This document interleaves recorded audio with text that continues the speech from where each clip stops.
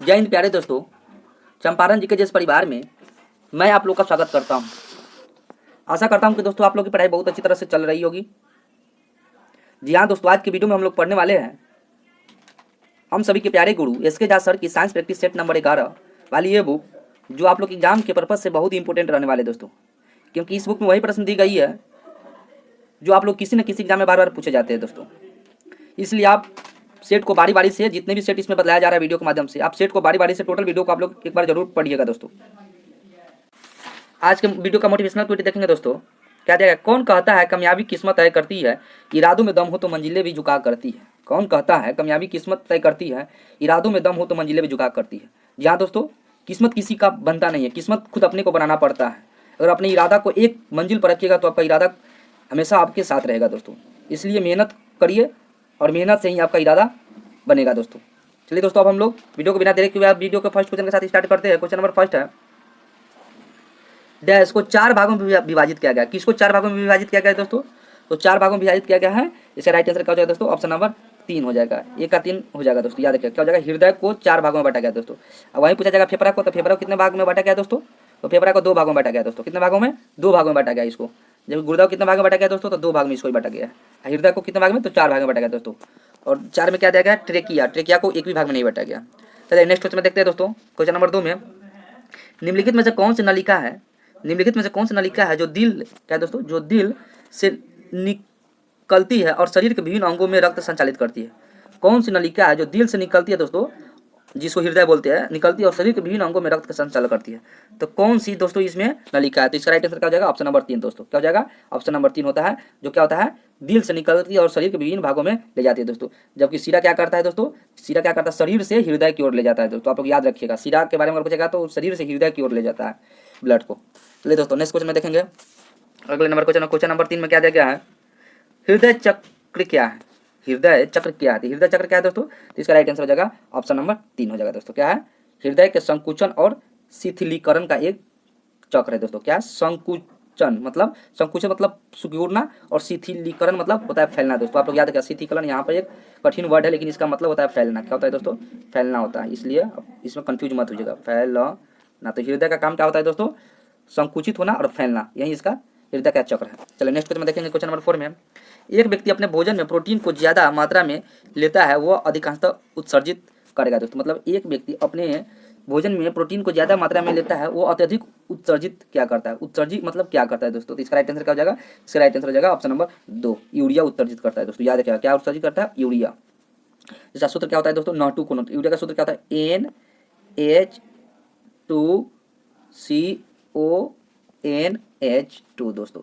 इसको ऐसे याद कर सकते हैं, N2 मतलब NH2CONH2 यूरिया का सूत्र होता है दोस्तों। नेक्स्ट क्वेश्चन में देखें। क्वेश्चन नंबर 5 में क्या दिया गया है, ऐसे अंग क्या है दोस्तों? ऐसे अंग जो विभिन्न कार्यों में उपयोग होने के कारण काफी आसान हो जाते हैं, लेकिन उसकी मूल संरचना एवं भ्रूणीय प्रक्रिया में समानता रहती है, वो क्या कहलाते हैं दोस्तों? क्या है? ऐसे अंग जो विभिन्न कार्यों के उपयोग में होने के कारण काफी आसान हो जाता है, लेकिन उनकी मूल संरचना एवं भ्रूणीय प्रक्रिया में समानता रहती है दोस्तों। क्या है? समानता रहती है, उसे क्या कहते हैं? तो इसका राइट आंसर क्या हो जाएगा दोस्तों? इसका राइट आंसर हो जाएगा ऑप्शन नंबर 4, समजात अंग कहते हैं। यहाँ पर समजात, यहाँ पर लिखा हुआ है ना, प्रक्रिया में समझाती है, तो इसलिए समजात अंग हो जाएगा दोस्तों। क्या हो जाएगा? समजातीय अंग हो जाएगा। चलिए नेक्स्ट क्वेश्चन में देखेंगे। क्वेश्चन नंबर 6 में क्या दिया गया है, बहुत अच्छे प्रश्न है दोस्तों। 6 नंबर बहुत इंपॉर्टेंट प्रश्न है, ये एग्जाम में बार बार पूछे जाती है प्रश्न।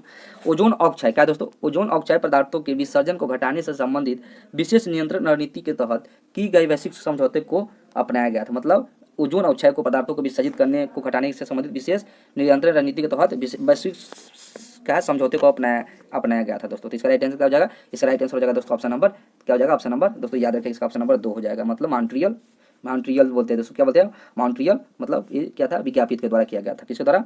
मॉन्ट्रियल विज्ञापित के द्वारा किया गया था। तो इसका राइट आंसर ऑप्शन नंबर 2 हो जाएगा।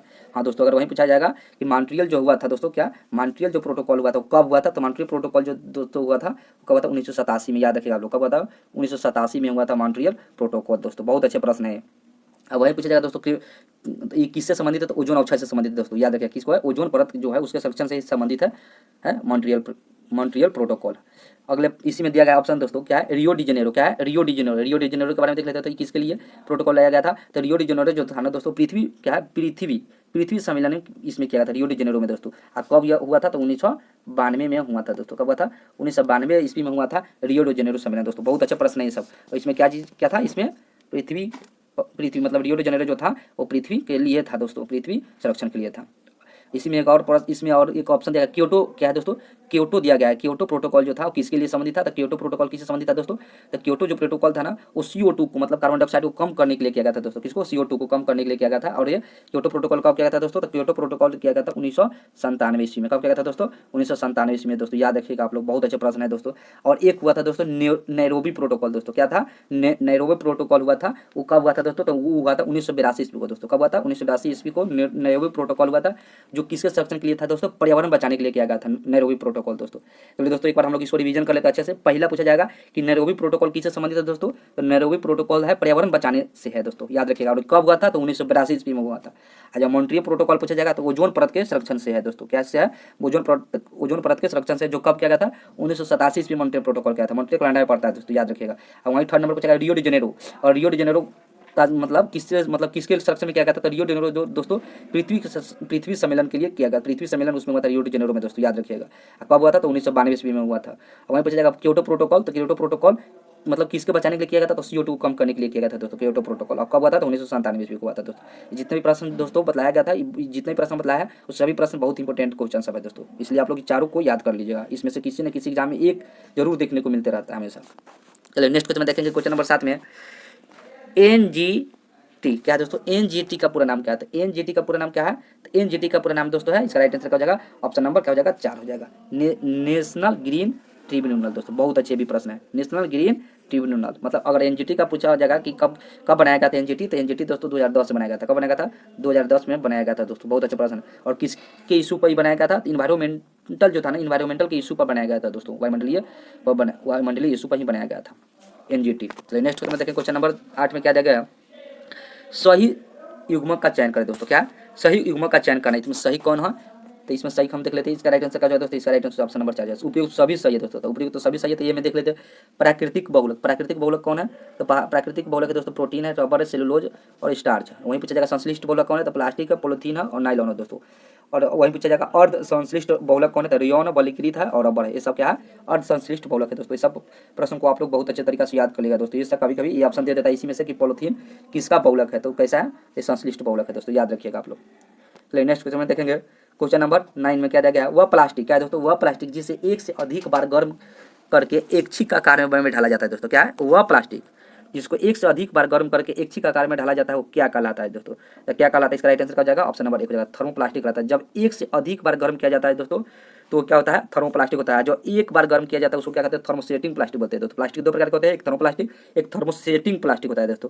जो एक बार गर्म किया जाता है उसको थर्मोसेटिंग प्लास्टिक कहा जाता है, जो एक बार से अधिक गर्म किया जाता है उसको थर्मोप्लास्टिक कहते हैं दोस्तों। चलिए नेक्स्ट क्वेश्चन में देखें, क्वेश्चन नंबर 10 में धारा क्या है दोस्तों, धारा प्रभावित करने के लिए उपयोग किए जाने वाले क्या है दोस्तों, तरल को क्या कहते हैं, धारा प्रभावित करने के लिए उपयोग में किए जाने वाले तरल को क्या कहते हैं दोस्तों, इसका राइट आंसर हो जाएगा ऑप्शन नंबर 4, क्या कहते हैं, इलेक्ट्रोलाइट कहते हैं। क्या कहते हैं, इलेक्ट्रोलाइट कहते हैं धारा प्रभावित करने के लिए उपयोग में लाने वाले द्रव को। चलिए नेक्स्ट क्वेश्चन में देखिए, क्वेश्चन नंबर 11 में क्या दिया गया है, बैकेलाइट होता है दोस्तों, क्या है, बैकेलाइट होता है। तो बैकेलाइट क्या होता है दोस्तों, तो बैकेलाइट होता है, इसका राइट आंसर हो जाएगा ऑप्शन नंबर 1, रोधक होता है, इंसुलेटर जिसको बोलते हैं। बैकेलाइट क्या होता है, इंसुलेटर होता है दोस्तों, इंग्लिश में इंसुलेटर बोलते हैं रोधक को। नेक्स्ट क्वेश्चन में देखें, क्वेश्चन नंबर 12 में टेफ्लॉन क्या है दोस्तों, टेफ्लॉन खाना पकाने के उपकरणों में एक नॉन स्टिक कोटी में इस्तेमाल किया जाता है। तारों या आदियों में अपने इंसुलेशन विशेषताओं के कारण इलेक्ट्रॉनिक उद्योगों में इस्तेमाल क्या है दोस्तों, इस्तेमाल किया जाता है। यह एक बहुलक मतलब होता है जिसमें कार्बन बॉन्डिंग शामिल होता है। तो कार्बन बॉन्डिंग किसका शामिल होता है दोस्तों, इसका राइट आंसर क्या हो जाएगा, इसका राइट आंसर ऑप्शन नंबर 2 जब फ्लोराइड कार्बन बॉन्डिंग का शामिल होता है दोस्तों, याद रखिएगा।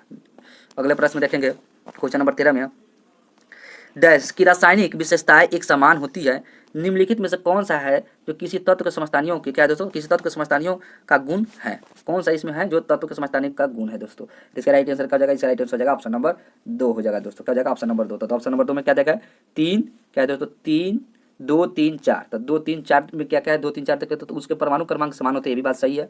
ये क्या है, ये भिन्न भौतिक गुणों में प्रदर्शित करते हैं, ये भी बात सही है। और क्या है, ये समान रासायनिक गुणों को प्रदर्शित भी करता है दोस्तों, याद रखिएगा। ऐसा बहुत अच्छे प्रश्न, भौतिक भी गुण प्रदर्शित करता है, रासायनिक गुण भी प्रदर्शित करता है और परमाणु क्रमांक समान होते हैं दोस्तों। इसका राइट आंसर हो जाएगा ऑप्शन नंबर 2 हो जाएगा। चलिए नेक्स्ट क्वेश्चन में देखें, क्वेश्चन नंबर 14 में क्या देगा, किसी पिंड के क्या है दोस्तों, किसी पिंड के अपनी मध्य स्थिति से अधिकतम विस्थापन को क्या कहा जाता है। किसी पिंड के अपनी मध्य स्थिति में अधिकतम विस्थापन को क्या कहा जाता है? तो क्या कहा जाता है दोस्तों? जैसे राइट आंसर हो जाएगा ऑप्शन नंबर 3, आयाम कहा जाता है। क्या कहा जाता है? आयाम कहा जाता है। चलिए नेक्स्ट क्वेश्चन देखें। क्वेश्चन नंबर 15 में क्या देखा है? दोलन करते समय लोलक के गोलक का वेग शून्य होता है। क्या है दोस्तों? दोलन करते समय लोलक के गोलक का वेग शून्य होता है। तो इसका राइट आंसर क्या हो जाएगा? इसका राइट आंसर ऑप्शन नंबर 2। क्या हो जाएगा? Option number 2। मतलब दोनों बात क्या है दोस्तों? दोनों महत्तम विस्थापन बिंदु पर होता है। क्या होता है? दोनों महत्तम विस्थापन बिंदु पर होता है, गोलक का वेग शून्य हो जाता है। चलिए नेक्स्ट क्वेश्चन देखें। क्वेश्चन नंबर 16 में दोस्तों अगर वीडियो अगर अच्छा लग रहा होगा तो इस वीडियो को आप लोग जरूर अपने दोस्तों के पास शेयर करिएगा और इस चैनल को जरूर सब्सक्राइब करिएगा दोस्तों, ताकि इसी तरह से हम लोग को ताकि हम जब भी वीडियो बनाए तो हमको मोटिवेशनल मिलते रहेगा दोस्तों। चलिए नेक्स्ट क्वेश्चन देखेंगे। क्वेश्चन नंबर 16 में क्या दिया गया है? क्वेश्चन नंबर 16 में दिया गया है सरल लोलक का आवर्तकाल। क्या है दोस्तों? सरल लोलक का आवर्तकाल टी है एवं गुरुत्वीय त्वरण जी में संबंध होता है। तो टी और जी में संबंध क्या होता है दोस्तों? तो इसका राइट आंसर क्या हो जाएगा? इसका राइट आंसर हो जाएगा option number 2, T square proportional 1/g होता है दोस्तों। इसका संबंध ही होता है टी और जी में, जिसको टी को बोलते हैं आवर्तकाल और जी को बोलते हैं गुरुत्वीय त्वरण दोस्तों। चलिए क्वेश्चन नंबर 17 में दोस्तों बहुत अच्छे प्रश्न है दोस्तों। 17 नंबर संवहन होता है।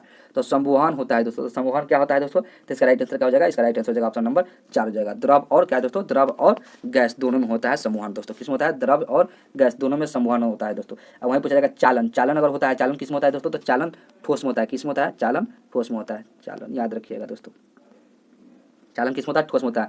अब वहीं पूछा जाएगा जो तो दोस्तों गैस किसमें होता है दोस्तों? तो गैस होता है, गैस और गैस किसमें होता है? तो गैस होता है गैस विकिरण में होता है दोस्तों, याद रखिएगा। और द्रव किसमें होता है? तो द्रव होता है दोस्तों। द्रव तथा गैस जो भी होता है वो संवहन के द्वारा होता है, याद रखिएगा। क्या होता है? गैस और द्रव दो वो है संवहन के द्वारा होता है। वहीं विकिरण दोस्तों अगर पूछा जाएगा तो विकिरण किसमें होता है? सूर्य और भट्टी में होता है। विकिरण किसमें होता है? सूर्य और भट्टी में होता है।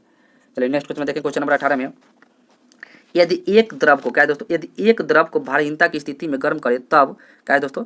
तब उष्मा क्या है? तब उष्मा का संचरण होता है। जब एक द्रव को भारीहीनता की स्थिति में गर्म कर दिया तो क्यों? तब उष्मा का संचरण होता है। तो उष्मा का संचरण क्या होता है दोस्तों? इसमें उष्मा संचरण होता ही नहीं है। जिसका ऑप्शन नंबर क्या हो जाएगा? 4 हो जाएगा दोस्तों। क्या होता है? इसमें उष्मा का संचरण होता ही नहीं, क्योंकि भारीहीनता दिया गया है दोस्तों। क्या है? भारीहीनता। जबकि जब कोई भी चीज़ को गर्म करेंगे तो क्या बनेगा? वो ऑक्सीजन बनेगा दोस्तों। क्या बनेगा? ऑक्सीजन बनेगा। जबकि ऑक्सीजन में उष्मा क्या है दोस्तों? इसमें उष्मा इसमें जब गर्म करते हैं तो ऑक्सीजन जब इसमें देवे नहीं किया है तो कहाँ से उष्मा उत्पन्न होगा? जब उष्मा उत्पन्न नहीं होगा तो दोस्तों क्या होगा? संचरण होवे नहीं करेगा। इसलिए इसके ऑप्शन नंबर 4 हो जाएगा इसका राइट आंसर। चलिए नेक्स्ट क्वेश्चन देखें। क्वेश्चन नंबर 19 में दोस्तों घड़ी के क्वार्टर्स क्या है दोस्तों? घड़ी के क्वार्टर्स क्रिस्टल का कार्य निम्नलिखित में से आधारित है। मतलब घड़ी के क्वार्टर्स क्रिस्टल का कार्य किस पर आधारित है दोस्तों? तो इसका राइट आंसर हो जाएगा ऑप्शन नंबर 4 हो जाएगा। क्या हो जाएगा? ऑप्शन नंबर 4 में क्या दिया गया देख लेते हैं। पीजो इलेक्ट्रिक प्रभाव कहते हैं। क्या आप बोलते हैं दोस्तों? पीजो इलेक्ट्रिक प्रभाव पर कार्य करता है दोस्तों। क्या? घड़ी में क्वार्टर्स क्रिस्टल। चलिए नेक्स्ट क्वेश्चन देखेंगे। क्वेश्चन नंबर 20 में, और इस वीडियो का लास्ट क्वेश्चन है दोस्तों। क्वेश्चन नंबर 20 देखते हैं।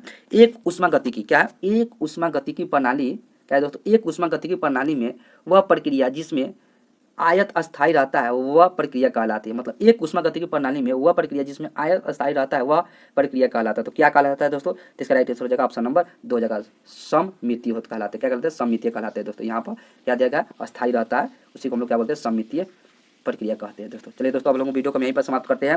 अगर वीडियो अगर अच्छा लगा होगा दोस्तों तो आपका अपना चैनल चंपारण जीके परिवार को आप लोग जरूर सब्सक्राइब करिएगा तथा अपने दोस्तों के पास इस वीडियो को जरूर अपने ग्रुपों में भेजिएगा दोस्तों। जय हिंद।